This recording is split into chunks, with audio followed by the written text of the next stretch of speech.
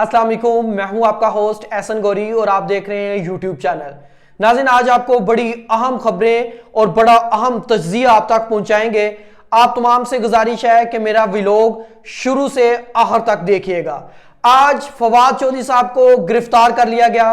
कहां से फवाद चौधरी को गिरफ्तार किया गया और किस अदारे ने गिरफ्तार किया? फवाद चौधरी के घर कौन से दो अहम खतूत आए? किस अहम शख्सियत की 2 दिन पहले फवाद चौधरी के साथ मुलाकात हुई और उसके बाद आज फवाद चौधरी को किस मुकदमे में गिरफ्तार किया? इस पर इन डिटेल बात करेंगे। असद कैसर को गिरफ्तारी के बाद आज अदालत पेश किया गया और गिरफ्तारी के बाद असद कैसर के साथ कौन सी अहम शख्सियत राब्ते में है और असद कैसर कौन सी पार्टी में शामिल होने जा रहे हैं, इससे आपको आगाह करेंगे। उसके बाद आइंदा आने वाले दिनों में असद उमर समेत कौन कौन सी पीटीआई की अहम शख्सियत गिरफ्तार होने जा रही है, इस पर भी आपको इन डिटेल आगाह करेंगे। नाज़रीन, काशिफ अब्बासी के बाद ARY के एक और सीनियर एंकर पर्सन को उनके चैनल से फारिग कर दिया गया। वजह क्या थी, आपको इससे भी इन डिटेल आगाह करेंगे। पाकिस्तान आज की जीत के बाद क्या सेमीफाइनल में जाएगा, इससे भी आपको बताएंगे कि पाकिस्तान के कितने चांसेस हैं, कौन सी टीम जीतेगी, फिर पाकिस्तान की रन रेट कहां जाएगी और पाकिस्तान सेमीफाइनल के लिए क्वालिफाई करेगा। वो तमाम व्यूअर्स जिन्होंने अभी तक मेरा ये चैनल सब्सक्राइब नहीं किया, उनसे ये गुजारिश है कि मेरे इस चैनल को सब्सक्राइब कीजिएगा। अगर वीडियो पसंद आए तो इसको लाइक और शेयर भी कीजिएगा। नाज़रीन, आज की जो सबसे अहम तरीन खबर है वो ये है कि फवाद चौधरी को गिरफ्तार कर लिया गया। 9 मई के बाद जब फवाद चौधरी साहब को गिरफ्तार किया गया तो उसके बाद फवाद चौधरी साहब सुप्रीम कोर्ट से बाकायदा तौर पर अपनी रिहाई को उन्होंने मुमकिन बनाया और फिर वो 9 मई के वाकयात के बाद वो मीडिया से मुसलसल गायब है। उनका कोई बीपर सामने नहीं आया, कोई उनका इंटरव्यू सामने नहीं आया और कोई प्रेस कॉन्फ्रेंस सामने नहीं आई। आज फिर फवाद चौधरी साहब की 2 दिन पहले जहांगीर तरीन से बड़ी अहम मुलाकात हुई, लेकिन फवाद चौधरी साहब ने अभी तक बाज़ाब्ता तौर पे किसी भी सियासी पार्टी को ज्वाइन नहीं किया और वो बड़े कंफ्यूज दिखाई दे रहे थे और ना तो वो अपना सही तौर पर मौक़िफ़ दे रहे थे और ना ही कोई फैसला कर रहे थे। इससे पहले उन्होंने नून लीग में भी जाने का इशारा दिया, लेकिन वो नून लीग में उनको नहीं लिया गया। उसके बाद वो सिर्फ ट्वीट कर रहे थे और बाकायदा मंजरे आम से गायब थे और उनकी तरफ से ना तो कोई सियासी एक्शन नजर आ रहा था और ना ही कोई इस किस्म की हिकमत अमली साफ तौर पर दिखाई दे रही थी कि उनका सियासी मुस्तकबिल क्या होगा। लिहाजा आज उनको उनके भाई के घर से, उनके बड़े भाई हैं, वो वहां नाश्ता करने गए थे सुबह का, तो वहां से उनको गिरफ्तार कर लिया गया। उनकी गिरफ्तारी सिविल कपड़ों में मलबूस अफराद ने की।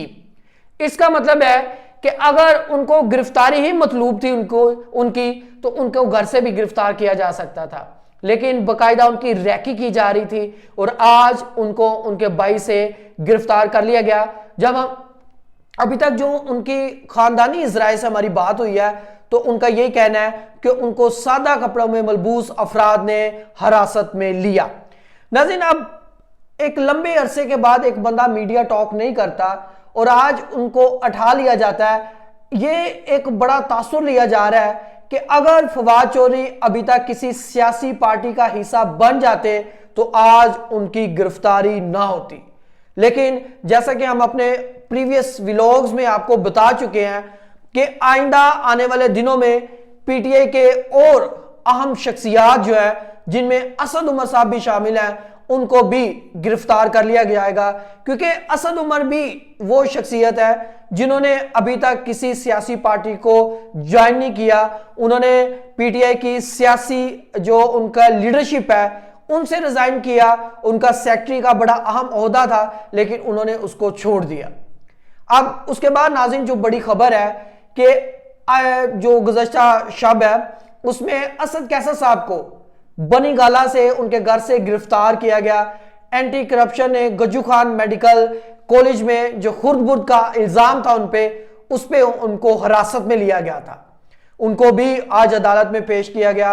और नाज़रीन, कवी इम्कान है कि आइंदा आने वाले कुछ ही रोज में जो असद कैसर साहब हैं, क्योंकि असद कैसर साहब ने जब परवेज खटक के साथ मिलकर प्रेस कॉन्फ्रेंस की और उन्होंने कहा कि मैं इस प्रेस कॉन्फ्रेंस का हिस्सा नहीं, मैं बाकायदा पीटीआई का हिस्सा हूं, और वो इमरान खान की जो लीडरशिप है उसमें बाकायदा तौर पर कंपेन करते हुए भी दिखाई दे। क्योंकि आपने देखा कि लास्ट टाइम जो मौलाना फजल रहमान के साथ पीटीआई के एक डेलीगेशन की, मोहम्मद अली खान भी उसमें मौजूद थे, मुलाकात हुई, तो उसका बाकायदा हिस्सा थे असद कैसर साहब। और असद कैसर साहब की तरफ देखा गया था क्योंकि असद कैसर साहब ने एक वादा किया था कि मैं सियासत से ब्रेक ले रहा हूं और मैं किसी भी सियासी पार्टी का हिस्सा नहीं बनूंगा। उन्होंने इस वादे को तोड़ा और बाकायदा पीटीआई के एक मुनज़्ज़म लीडर बन के आगे कंपेन कर रहे थे, लिहाजा उनके गिर्द भी स्कंजा कस दिया गया है और उनको कहा गया है कि अब आप किसी सियासी पार्टी का इंतखाब करें, वरना आपका भी हाल वही होगा जो परवेज इलाही का हाल हो रहा है। और आइंदा आने वाले दिनों में आपको यह मैं ब्रेकिंग न्यूज दे रहा हूं कि असद कैसर साहब आपको पाकिस्तान तहरीक इंसाफ पार्लियामेंटेरियन का हिस्सा नजर आएंगे।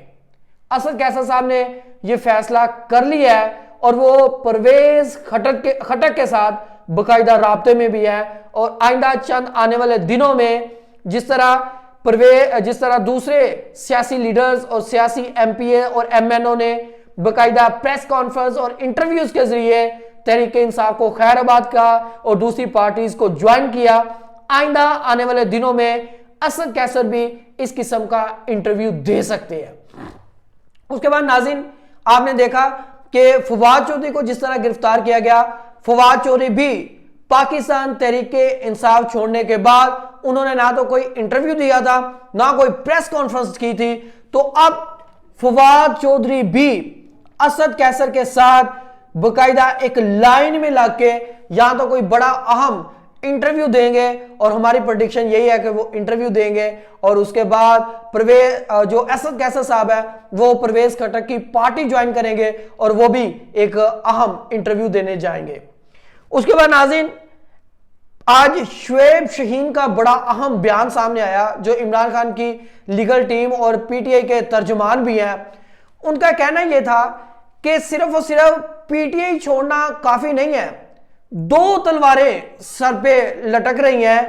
आपने एक तो पीटीआई को खैराबाद कहना है और दूसरी तरफ आपने किसी सियासी पार्टी का हिस्सा भी बनना है। दो अहम तलवारें सर पे लटक रही हैं कि एक तो सिर्फ आपने पीटीआई छोड़ने का जो है वो ऐलान नहीं करना, पीटीआई छोड़ने के बाद आपने किसी दूसरी सियासी पार्टी का इंतखाब भी करना है। और आइंदा आने वाले दिनों में बहुत सारे तरीके इंसाफ के रहनुमा आपको मिलेंगे, जो रह गए हैं वो भी किसी ना किसी दूसरी पार्टी को ज्वाइन करेंगे या सियासत को हमेशा हमेशा के लिए खैराबाद कह देंगे। उसके बाद नाज़रीन, आपको खबर देता चलूं कि मीडिया, जिस तरह चीफ जस्टिस ऑफ पाकिस्तान ने कहा कि मीडिया अगर कुछ इलेक्शंस के बारे में अपना गलत बयानिया सेट करता है तो इसके बारे में भी कार्रवाई की जाएगी। वो तमाम चैनल्स और वो तमाम एंकर पर्सन जो एक प्रोपोगंडे के तहत इलेक्शंस के खिलाफ मुहिम जोई करेंगे, उनके खिलाफ कार्रवाई की जाएगी। तो नाज़रीन, मैं आपको बताता चलूं, जिस तरह आपने चंद रोज पहले सुना कि काशिफ अब्बासी के प्रोग्राम को बैन कर दिया गया है और काशिफ अब्बासी भी ARY से हटा दिए गए हैं, तो काशिफ अब्बासी का ना तो कोई वाज़ह मौक़िफ़ इस पर सामने आया और ना ही काशिफ अब्बासी को कोई ट्वीट और ना ही उन्होंने कोई अभी तक पब्लिकली कुछ अनाउंस किया है। इसी तरह जो ARY के एक और senior anchor person Ghulam Hussain को भी उनकी नौकरी से फारिग कर दिया गया है और उनको ARY से अलविदा कह दिया गया है, क्योंकि जो गुलाम हुसैन है उन्होंने ना सिर्फ कुछ अदारों के खिलाफ जो है वो कंपेन कर रहे थे और उन्होंने नवाज शरीफ के खिलाफ भी, मरियम नवाज के खिलाफ भी एक प्रोपोगंडा किया और एक बाकायदा कंपेन लॉन्च की, जिसकी वजह से उनको ARY से हटा दिया गया। दूसरी तरफ नाज़रीन, पाकिस्तान शायकीन क्रिकेट के लिए एक बड़ी अच्छी खुशखबरी है कि पाकिस्तानी क्रिकेट टीम ने आज न्यूजीलैंड के खिलाफ बड़ी फतह समेटी है। ये फतह अभी तक जो एक क्रिकेट का एक रूल है तो उसके तहत पाकिस्तान की 21 रन से फतह सामने आई, लेकिन आज फखर जमान की बड़ी शानदार बैटिंग सामने आई।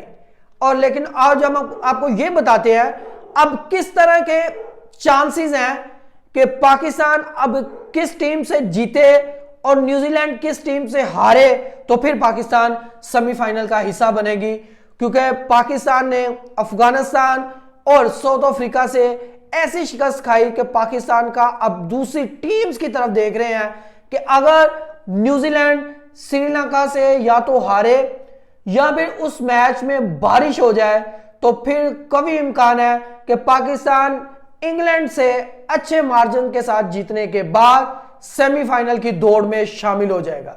आज पाकिस्तान की तरफ से एक अच्छी कारकर्दगी दिखाई गई। बाबर आजम ने बड़ी जिम्मेदाराना बैटिंग का मिसारा किया। उसके बाद फखर जुमान ने पाकिस्तान का सर फखर से बुलंद कर दिया और आज दिखा दिया कि पाकिस्तान के खिलाड़ी पोटेंशियल भी रखते हैं, क्योंकि जैसे अक्सर तजिया नगार पाकिस्तान पर कहते हैं कि पाकिस्तान वो टीम है जो खुद भी नहीं जानती कि वो क्या कर देगी। और आज पाकिस्तान ने 402 के बड़े टारगेट को चेस करते हुए एक टाइम ऐसा आया था कि मैच को यकतरफा कर दिया था और फखर जुमान ने बाकायदा अपनी बरक रफ्तार बैटिंग के जरिए बता दिया कि पाकिस्तान आइंदा आने वाले मैचेस में जो दूसरी टीम है उनके लिए बड़ा खौफनाक हरीफ के तौर पर ग्राउंड में उतरेगा। तो अब जिस तरह डेवलपमेंट सामने आएंगी हम अपने इस एहसन गौरी ऑफिशियल से आपको बकायदा आगाह भी करते रहेंगे और अपडेट भी रखेंगे। अपने होस्ट एहसन गौरी को इजाजत दीजिएगा। अल्लाह हाफिज।